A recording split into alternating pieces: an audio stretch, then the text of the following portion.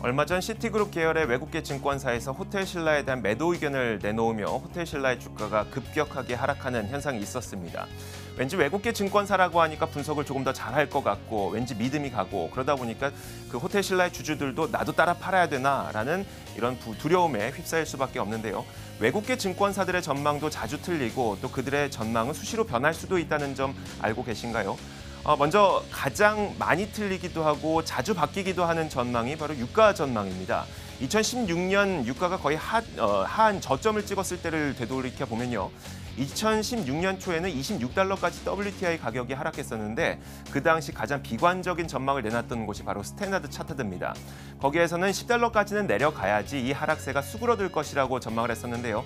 2개월이 지난 3월이 되자 월스트리트 저널에서 원유 수급 집계에 오류가 있었을 수도 있다. 그러니까 우리가 생각했던 것만큼 공급 과잉이 아니었을 수도 있다라는 분석이 나오게 되면서 유가가 급등을 하기 시작을 했고요. 그러면서 2개월이 지난 3월에 스탠다드 차트드는 이 자료 누락을 근거로 2016년 4분기 연말 유가 전망을 63달러까지 올려잡게 됩니다.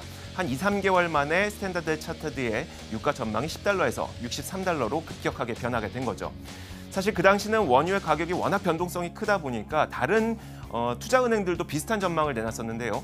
골드만삭스나 JP모건들도 유가가 일시적으로 20달러까지 내려갈 수 있다라는 전망을 내놨었고 하지만 2월 16일에 유가가 저점을 찍고 반등을 하게 되자 그러니까 유가의 흐름이 바뀌게 되자 대부분 외국계 투자은행들은 2, 3개월 만에 연간 유가 전망을 44달러에서 55달러로 상향 조정하게 됩니다. 이들도 마찬가지로 전망이 틀렸고 이 전망을 아주 빠른 시간 안에 바꾸게 된 거죠. 가장 최근 사례를 한번 살펴보도록 하겠습니다. 지난달이었습니다. 6월 21일에 마이크론 테크놀로지의 주가가 59달러였던 당시 이 UBS에서는 2019년 메모리 반도체 시장에 큰 조정이 올 것이라면서 투자 의견 매도 그리고 목표 주가는 42달러로 제시했습니다. 분명 주가는 59달러였는데 42달러의 목표 주가를 제시했고요. 하지만 5일 정도가 지났죠. 6월 26일에 UBS에서 투자 의견 매도를 중립으로 상향 조정하고 목표 주가 42달러를 60달러로 상향 조정하게 됩니다. 매우 이례적으로 짧은 기간이긴 합니다만 이 외국계 증권사에서도 투자 의견을 좀 아주 빠르게 변화시켰던 사례였습니다. 우리나라에서도 외국계 증권사가 투자 의견을 아주 역동적으로 변화시켰던 사례가 있었는데 바로 LG전자에 대한 크레딧 리오네의 주가 전망입니다. 2016년 말에 44,700원의 저점을 찍고 반등하던 LG전자의 이 주가를 보면서요. 크레딧 리오네에서는 물론 상반기에는 시장 수익률 상회 의견을 내놨습니다만 6월이 되자 매도 의견을 제시했습니다. 매도 의견 제시하면서 주가는 크게 하락을 했고요. 한 달 뒤였던 7월에 다시 한번 매도 의견을 제시했습니다. 그런데 이때는 완전히 상황이 달라졌죠. 매도 의견을 제시했음에도 불구하고 LG전자의 주가는 계속 올라가게 되고 그러면서 LG전자의 주가가 거의 10만 원에 육박하게 되자 연말쯤에 그제서야 거의 반성문에 가까운 리포트를 내면서 전망을 과소평가했다. 비중을 확대하고 목표 주가는 11만 5천 원으로 상향 조정하겠다라고 하면서 아주 역동적으로 투자 의견을 뒤집어버린 사례도 있었습니다.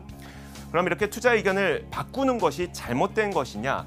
사실 시장이 바뀌었다면 전망도 바뀌는 게 맞겠죠. 시장이 바뀌었는데도 불구하고 전망이 바뀌지 않았다면 그게 더 잘못일 겁니다.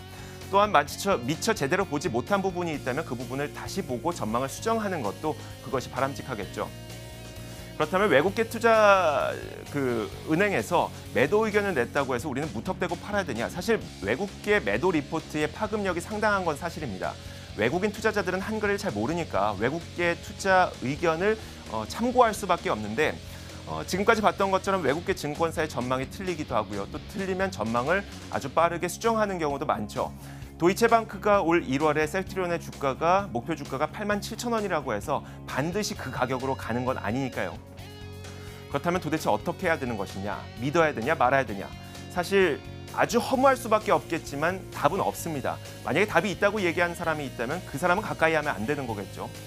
우리가 외국계 투자 의견이 매도라고 해서 무턱대고 팔 이유도 그리고 외국계 증권사가 매수하라고 해서 무턱대고 살 이유도 없는 거고요. 너무 허무하고 뻔하고 그리고 무책임한 말로 느껴질 수밖에 없겠지만 결국은 우리가 믿을 수 있는 건 단 한 가지밖에 없습니다. 지금 돈을 잘 버는지 앞으로도 돈을 더 잘 벌 것인지 이것밖에 우리는 믿을 수 있는 게 하나도 없다는 거죠. 허무할 수밖에 없겠지만 이게 시장입니다. 시장을 읽는 남자입니다.